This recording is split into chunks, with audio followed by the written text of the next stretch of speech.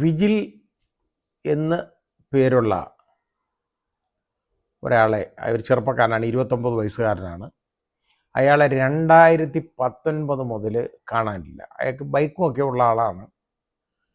അപ്പോൾ അവസാനം ഇയാൾ എവിടെ പോയി, എങ്ങനെ പോയി എന്നൊക്കെ നോക്കിയപ്പോൾ ഇയാളുടെ ബൈക്ക് 2019 ഇയാൾ കാണാതായതിൻ്റെ അടുത്ത ദിവസം അവിടുത്തെ കല്ലായി റെയിൽവേ സ്റ്റേഷൻ, ഒരു ചെറിയ റെയിൽവേ സ്റ്റേഷനാണ്, ആ പരിസരത്ത് ഇരിപ്പുണ്ട്. അതിൻ്റെ പാർക്കിംഗ് ഏരിയയിൽ ഇരിപ്പുണ്ട്. അപ്പോൾ ഏതാണ്ട് അതൊന്നും അന്നേരം അറിയുന്നില്ല ഇയാളുടെ ബൈക്കാണെന്നൊന്നും ഒന്നും. 4 വർഷം ഈ ബൈക്ക് അവിടെ ഇരുന്നു. അതിനുശേഷം അതവർ അവിടുന്ന് റിമൂവ് ചെയ്തു, തൊട്ടടുത്ത കുറ്റിക്കാട്ടിൽ കൊണ്ടിട്ടു കേട്ടോ. അത് റെയിൽവേ അധികൃതരായിരിക്കും, കാരണം ഈ പാർക്കിങ്ങിൻ്റെ ചുമതലയുള്ളവരായിരിക്കും. നോക്കിയപ്പം ഈ ബൈക്ക് ആരും എടുക്കുന്നില്ല, എടുത്ത് അവിടെ മാറ്റിയിട്ടു. അങ്ങനെ അതവിടെ കിടന്നു. പിന്നെ വർഷങ്ങൾ കഴിഞ്ഞ് ഇപ്പം ആണ് മനസ്സിലാവുന്നത് കേട്ടോ.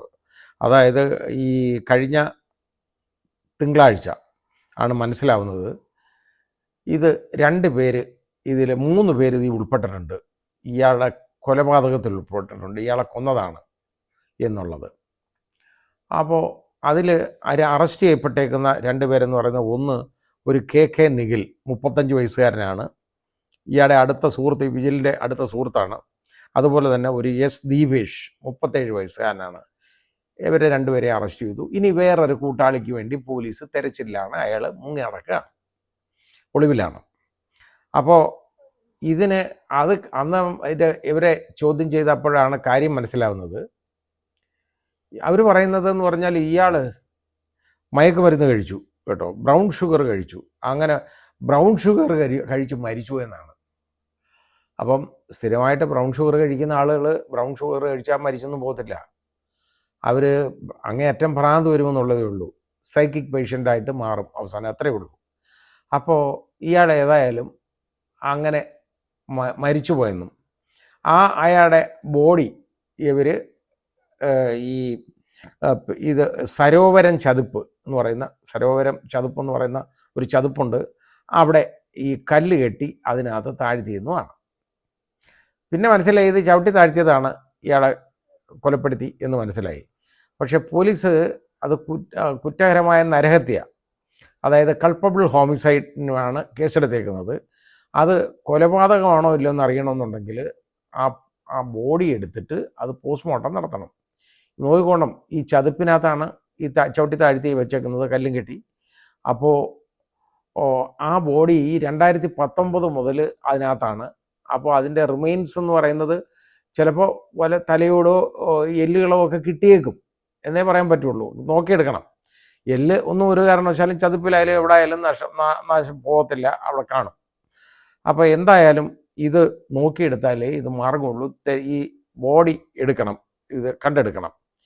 ഇയാളുടെ അപ്പം ബൈക്കിനെ കുറിച്ച് ചോദിച്ചു. അപ്പോൾ ഇയാൾ നാട് വിട്ടുപോയതാണ് എന്നാണ് ആദ്യം പ്രചരിപ്പിച്ചിരുന്നത്. ഈ കൂട്ടുകാരൊക്കെ പറഞ്ഞിരുന്നത് അതാണ്. ഈ കൊന്നത് ഇയാൾ ബ്രൗൺ ഷുഗർ കഴിച്ച് മരിച്ചെന്നും ഇയാളെ ഈ ചതുപ്പിനകത്ത് ചവിട്ടി താഴ്ത്തിയെന്നും ഒക്കെ പിന്നെ വരുന്നു പറയുന്നത്. ആദ്യമൊക്കെ പറഞ്ഞ് പ്രചരിപ്പിച്ചെന്ന കഥയെന്ന് പറയുന്നത്, ഇയാൾ ബൈക്കും കൊണ്ടുവച്ച് കല്ലായി റെയിൽവേ സ്റ്റേഷനിൽ കൊണ്ടുവച്ചിട്ട് ഇയാൾ കയറിപ്പോയി, വണ്ടി കയറിപ്പോയി, ഇതാണ് ഇയാൾ നാട് വിട്ടുപോയി എന്നാണ്. അതുകൊണ്ടാണ് ആരും പരാതിപ്പെടാതിരുന്നത്.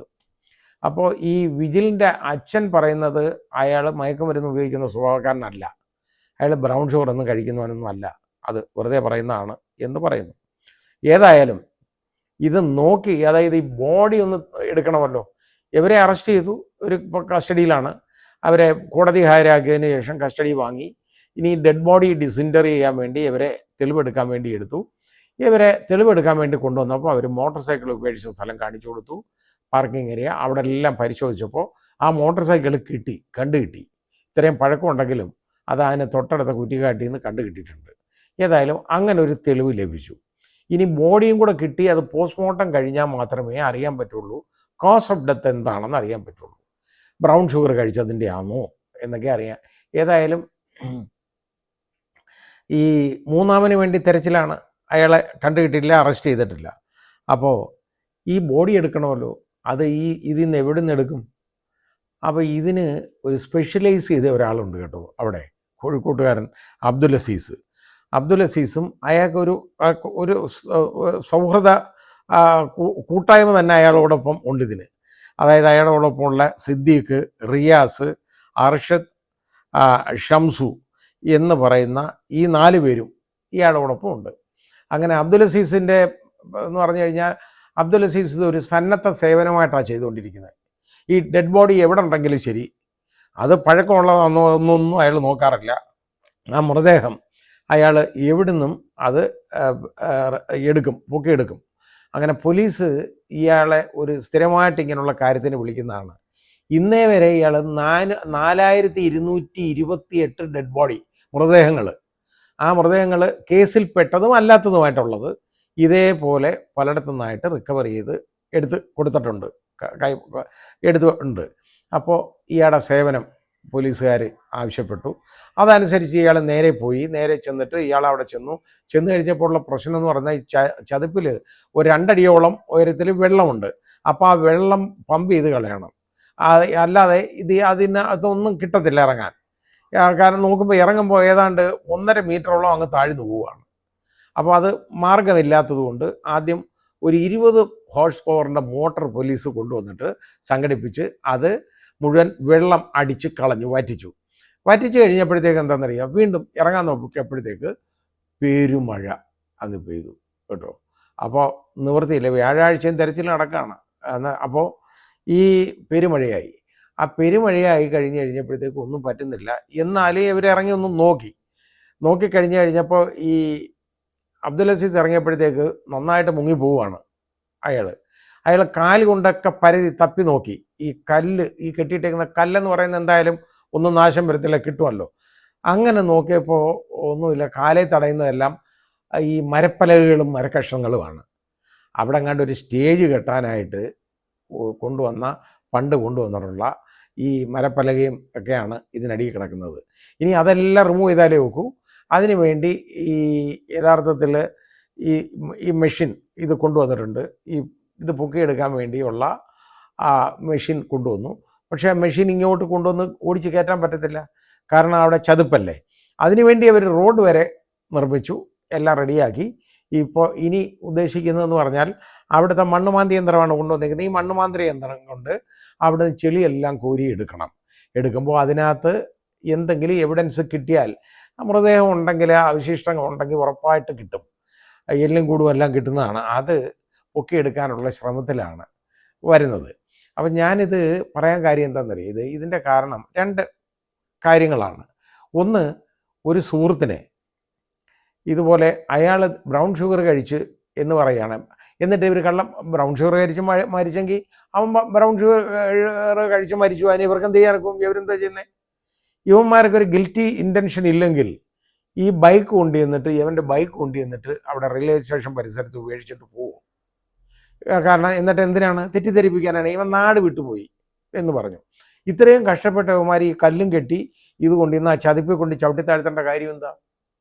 അപ്പോൾ ഇവർ പാർട്ടിസിപ്പേറ്റ്സ് ക്രിമിനൽസ് ആണ് എന്നുള്ളതിന് വലിയ സംശയമൊന്നും വേണ്ടി വരത്തില്ല. ഈ ബോഡിയുടെ എന്തെങ്കിലും ഭാഗം കണ്ടു കിട്ടിക്കഴിഞ്ഞാൽ അപ്പോൾ അത് പിന്നെ എങ്ങനെ കൊന്നു, എന്ത് കൊന്നു എന്നുള്ളത് കാര്യം മാത്രമേ ഉള്ളൂ. അത് കൊലപ്പെടുത്തിയത് തന്നെ ആവാനാണ് സാധ്യത, അല്ലാതെ ഇത് വരികയില്ല. അതാ ഞാൻ പറഞ്ഞേ, ഇല്ലെങ്കിൽ ഒളിച്ചു വെക്കേണ്ട കാര്യമില്ലല്ലോ. ഏതായാലും ശരി. ഇനി ഒരു കാര്യം, അതായത് ഒരു സുഹൃത്തുക്കളെ വിശ്വസിച്ച് പോയ ഒരുത്തൻ, ആ സുഹൃത്തിനെ ആ കൂട്ടുകാർ തന്നെ കൊലപ്പെടുത്തിയിട്ട് അവൻ്റെ ബോഡി ഇതുപോലെ ചവിട്ടി താഴ്ത്തി അവനെ നാട് വിട്ടുപോയതാണെന്ന് പ്രചരിപ്പിക്കാനായിട്ട് അവൻ്റെ ബൈക്കും കൊണ്ട് ഒരിടത്ത് കളഞ്ഞു. ഇത്രയും വർഷം പിടിച്ചു നിന്നു, നടന്നില്ല. ഇതങ്ങ് അവസാനം വെളിയിലായി സംഭവം. അങ്ങനെയാണ് ഇത് വന്നേക്കുന്നത്. ഏതായാലും ഇനി അടുത്തത്, അതായത് ഞാൻ പറഞ്ഞേ, സുഹൃത്ത് ബന്ധത്തിന് ഇങ്ങനൊരു വഴിത്തിരിവുണ്ടാകുന്നത് സ്വാഭാവികമല്ല സാധാരണ. ഇനി അടുത്തത്, അബ്ദുൽ അസീസ് എന്ന് പറയുന്ന ആ സന്നദ്ധ സേവകൻ്റെ പ്രവർത്തനത്തെക്കുറിച്ചാണ് ഞാൻ ആലോചിക്കുന്നത്.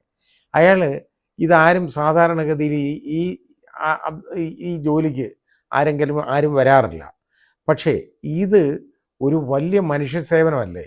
കാരണം ഇങ്ങനെ ഒരാളില്ലെങ്കിൽ, ഇതുപോലുള്ള ആളുകളില്ല, അയാളും അയാളുടെ സുഹൃത്തുക്കളും ഇല്ലെങ്കിൽ ഈ പോലീസ് തന്നെ ഈ കാര്യത്തിൽ തിരച്ചിൽ എടുക്കാൻ പറ്റുമോ? ഇതുപോലെ ഒരാൾ വേണം എന്നും. അതാണ് അബ്ദുൽ അസീസ് എന്ന് പറയുന്ന ആൾ. ഇന്ന് വരെ 4228 ഡെഡ് ബോഡീസ് ഇതുപോലെ ഡിസെൻറ്ററി അത് എടുത്ത് കൊടുത്തിട്ടുള്ള ആളാണ്. അപ്പോൾ ഇനിയും അതാ ഞാൻ പറഞ്ഞത്, അങ്ങനെ നല്ല മനുഷ്യർ, മനസ്സുള്ള മനുഷ്യരും ഉണ്ട്. കാരണം ഇത് തെളിയിക്കും. അയാൾ ഇതിന് കൂലി വാങ്ങാറില്ല, ഒന്നും വാങ്ങാറില്ല, സന്നദ്ധ സേവനമാണ്. അങ്ങനെ ചെയ്യുന്ന ആളും ഉണ്ടല്ലോ. അപ്പോൾ ഈ രണ്ട് വശങ്ങളും കൂടെ നമ്മളൊന്ന് ചിന്തിക്കുക, വിലയിരുത്തുക, ആരെയൊക്കെ വിശ്വസിക്കാൻ നമുക്ക് ഇന്നത്തെ കാലത്ത് മനസ്സിലാക്കണം, തിരിച്ചറിയണം.